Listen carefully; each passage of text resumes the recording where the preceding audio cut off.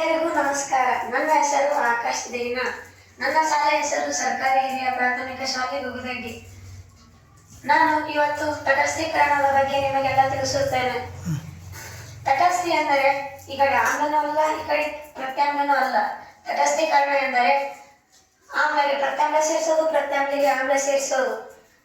ಈಗ ಉದಾಹರಣೆ ಮೂಲಕ ನಿಮಗೆ ಎಲ್ಲ ತಿಳಿಸುತ್ತೇನೆ. ಒಂದು ಬೀಕರ್ ತೆಗೆದುಕೊಳ್ಳುತ್ತೇನೆ, ಅದಕ್ಕೆ ಸ್ವಲ್ಪ ನೀರನ್ನು ಸೇರಿಸುತ್ತೇನೆ.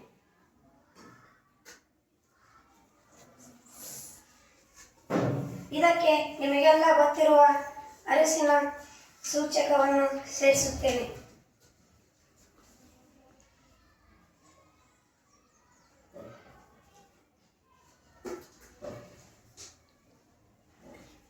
ಇದನ್ನು ಚೆನ್ನಾಗಿ ಮಿಶ್ರಣ ಮಾಡುತ್ತೇವೆ.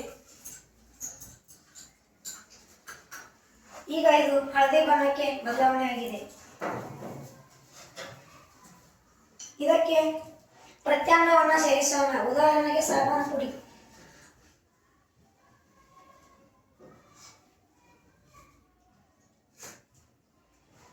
ಇದನ್ನು ಚೆನ್ನಾಗಿ ಮಿಶ್ರಣ ಮಾಡುತ್ತೇನೆ. ಈಗ ಇದು ಕೆಂಪು ಬಣ್ಣಕ್ಕೆ ಬದಲಾವಣೆಯಾಗಿದೆ. ಇದಕ್ಕೆ ಆಮ್ಲವನ್ನು ಸೇರಿಸೋಣ.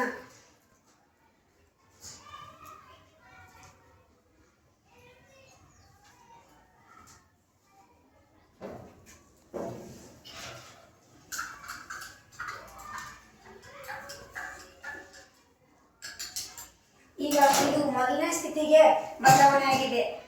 ಈ ಪ್ರಕ್ರಿಯೆಗೆ ತಟಸ್ಥೀಕರಣ ಎನ್ನುವರು. ಧನ್ಯವಾದಗಳು.